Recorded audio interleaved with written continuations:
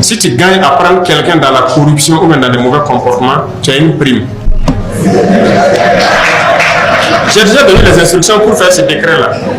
Pourquoi tout le monde va venir dans la fonction publique? Voilà l'autre partie de la réflexion. Après le pourquoi recruter, pourquoi tout le monde vient dans la fonction publique? Pour recruter les 7500 agents, rien que pour le concours, on dépense plus de 4 milliards. Ça, c'est pour faire le concours. Et ces 7500 agents, la masse salariale annuelle, c'est 22 milliards et quelques. Est-ce qu'avec ça, 22 milliards et 4 milliards dans l'année là, vous pensez qu'on ne peut pas recruter, créer de l'emploi pour plus de 20 000 personnes?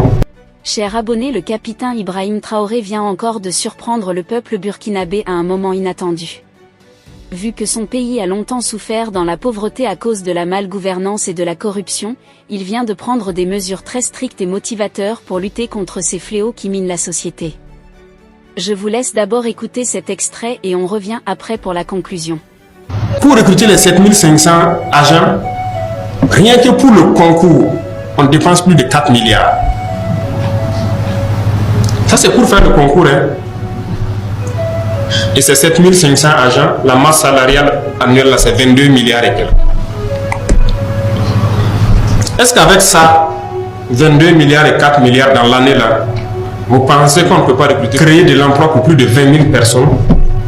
Et voilà, jusqu'à la retraite, c'est assuré. Ah, c'est fini, désormais il n'y aura plus ça. Et on va même voir la formule pour trouver un décret pour les citoyens lambda. Si tu gagnes à prendre quelqu'un dans la corruption ou même dans des mauvais comportements, tu as une prime. J'ai déjà donné les instructions pour faire ce décret-là. Et ça va passer. C'est ça, non? Et si tu as la preuve que le gars-là, il est absent, on demande des justificatifs, il n'y a pas de justificatif, ça cache, ça se paye. Si tu as la preuve qu'il a fait la corruption, tu viens. Donc on va instituer une prime pour ça. Donc l'instruction a été donnée de faire ce décret-là. Ça sera comme ça. Dans le monde, il y a des exemples.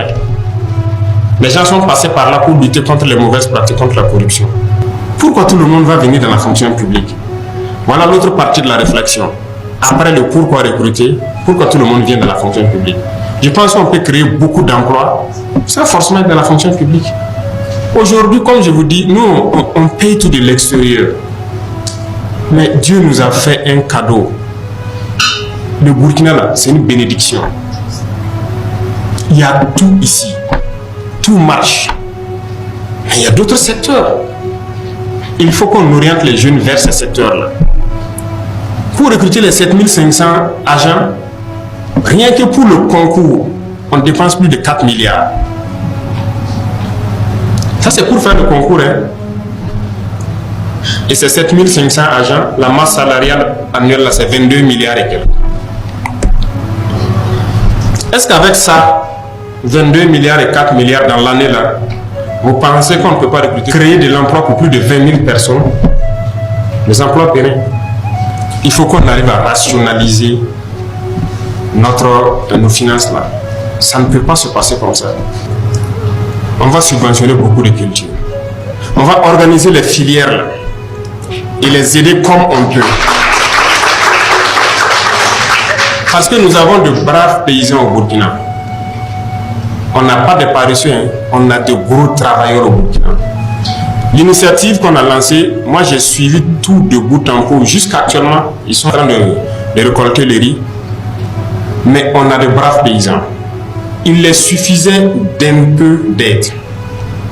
On était parti sur 11 000 hectares. On en est à 15 000 hectares. C'est un échantillon. La plupart des bas-fonds où les gens sont partis, on me renvoie les films que je suis quand ils interactent avec les paysans. Vous allez les trouver, ils ont des bassins de 50 hectares. Mais du fait de la pauvreté, ils ne peuvent que cultiver 1 ou 2 hectares. Qu'est-ce qu'on a fait? On a trouvé de l'argent. On laboure tout, les 50 hectares gratuitement. On vous donne les intrants et on vous donne les semences améliorées que nos chercheurs ont produit. C'est les chercheurs burkinabés, toutes les semences qui ont été données, c'est eux qui ont produit.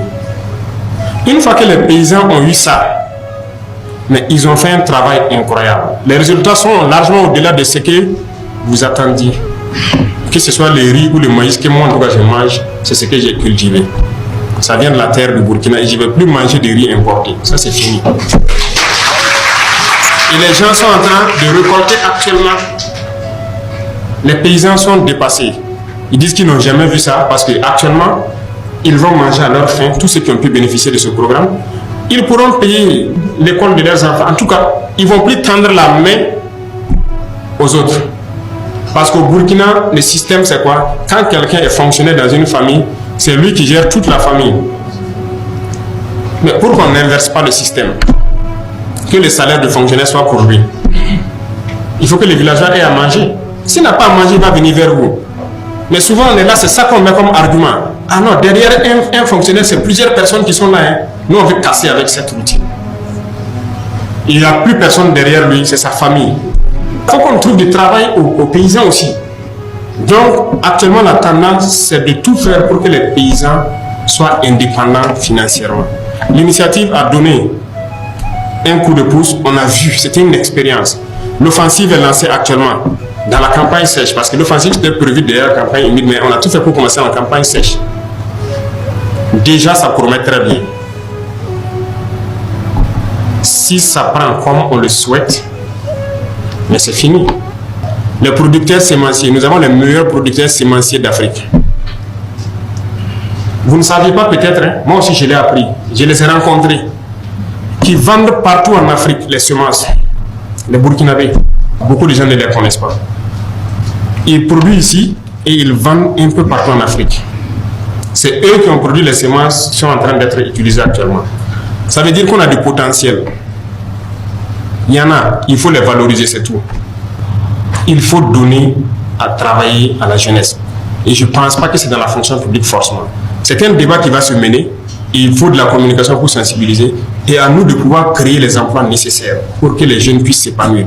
Tout le monde est là, c'est juste la fonction publique. Non, il faut qu'on change la donne. Il y a beaucoup de secteurs d'activité. Donc, en pensant aux plus démunis, ça nous amène à changer la conception des choses.